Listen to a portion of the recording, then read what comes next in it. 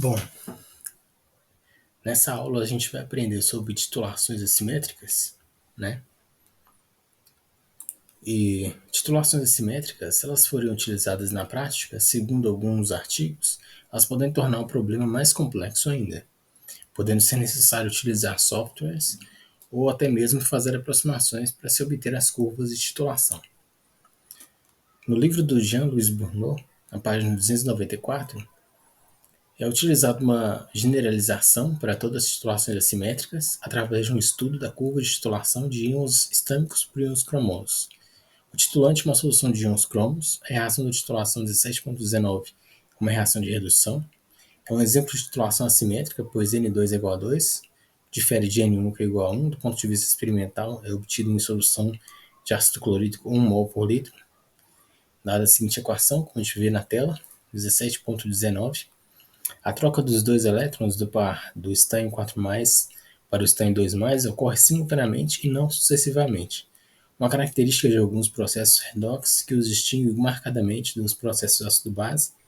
Nos fenômenos ácido-base, nunca há uma troca totalmente simultânea de vários prótons no mesmo pH. Então, as equações que se seguem aqui, elas nos mostram que o cromo tem um potencial de menos 38 volts e o estânio de 0,14 volts. Igualando isso aqui tudo, do cromo igual a Y, e igualando o estânio igual a X. Então, cromo 3+, é igual a 2, estânios 2+, sendo que Y e X referem-se ao titulante e ao titulado, respectivamente. Então, a equação rigorosa que descreve a titulação é obtida reduzindo o sistema de equações aqui acima. E aí a gente chega nessa equação, que está abaixo, onde y dividido por 2x é igual a todo esse restante, em que os potenciais do estânio e do cromo se dão dessa seguinte forma, O potencial do estânio, seu potencial é 1, e o do cromo, o E2.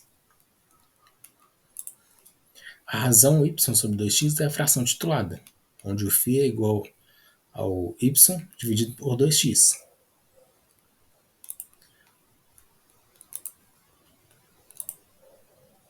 Lembrando que y e x referem-se ao titulante e ao titulado respectivamente.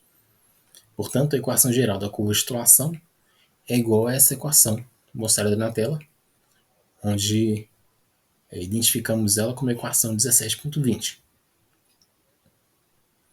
Ou então, o φ é igual a 1, mais E2 dividido por 1, mais E1. Uma relação idêntica a 17.13, do ponto de vista formal. Os sinais dos exponenciais da equação 17.20 estão invertidos em relação aos da equação 17.13, porque o titulante é uma espécie oxidada. O fator 2 na fração titulada é obtido a partir da estequiometria da reação de titulação. Do ponto de equivalência, no qual, por definição, todos os íons estânio 4+, supostamente desaparecem, como também é o caso dos íons cromo 2+, a fração titulada deve ser igual à unidade.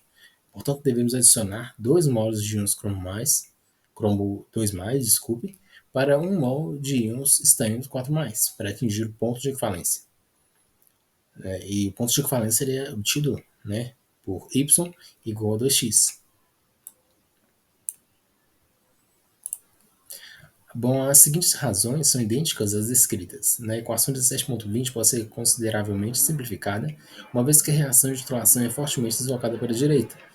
Na verdade, a constante de equilíbrio K é calculada através da expressão log de K igual a 16.9 vezes o potencial, 0,14 e menos 0,38, que a gente viu aqui, o 0,14 é o potencial do estânio e o menos 0,38 é o potencial do cromo.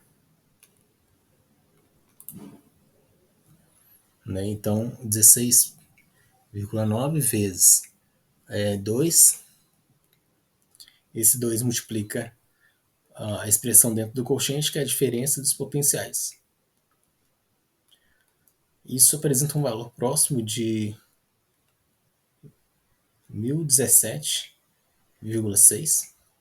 A reação 17.19 pode ser considerada concluída Com essa condição, a curva de titulação é mostrada na figura 17.13.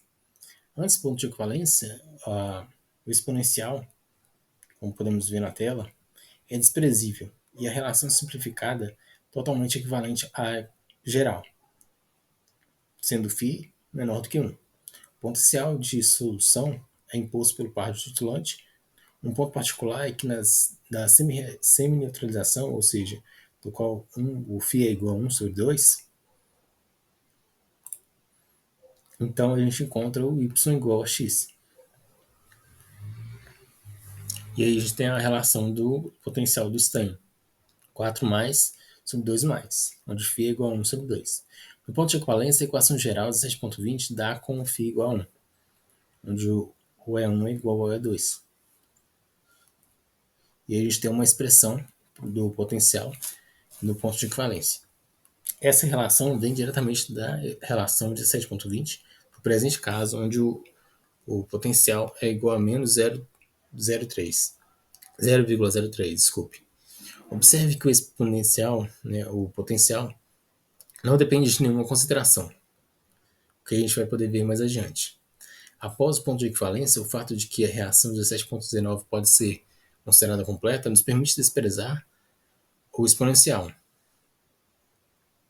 e escrever a equação para a equação seguinte no ponto de equivalência, onde φ é maior do que 1. O potencial de solução pode ser considerado imposto pelo par do cromo 3+, dividido pelo cromo 2+.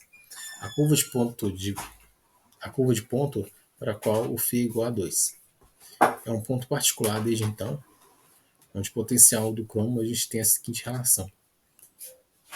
Potencial é igual ao potencial vezes o cromo 3+, dividido pelo cromo 2+. Dito isso tudo, a gente chega na curva de titulação assimétrica, como podemos ver.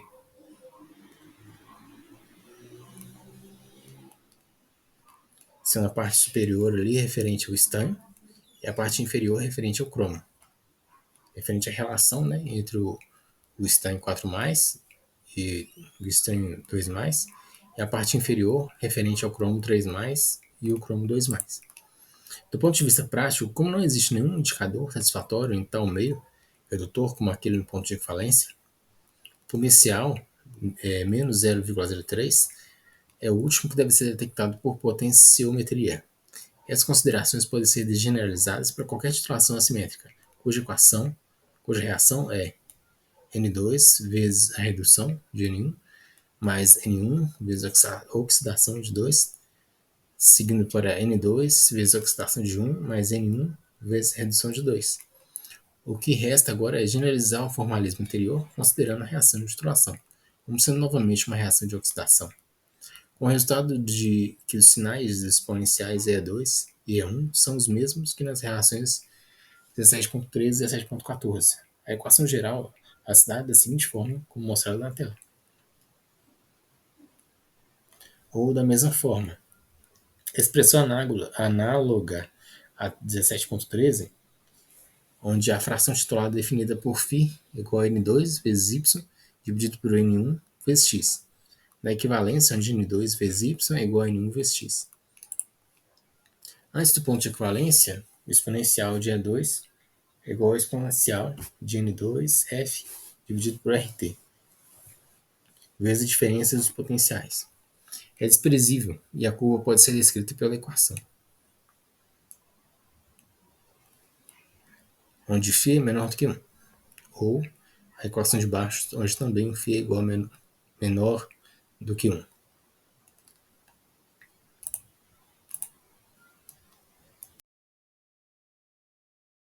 Titulação de estanho 2+, com ferro 3+. Não havendo participação direta de H+. Considere a titulação de 100 ml de estanho 2+, na concentração de 0,050 mol por litro, com ferro 3+, com concentração 0,100 mol por litro e meio ácido com HCl sob atmosfera de gás inerte. Responda as questões A, B, C e D. Faça também o gráfico de titulação assimétrica. Titulação de iodo com tiosulfato não havendo participação direta de H+. Considere a titulação de 100,00 ml de solução 0,0500 mol por litro de iodo com uma solução de 0,100 mol por litro de tiosulfato de sódio anidrido. Dadas as seguintes semi-reações e reação geral. Responda às questões A, B, C e D. Faça também o gráfico de titulação assimétrica. Caso tenha alguma dificuldade nos exercícios, consulte o livro da referência citada na página 294. Bom trabalho!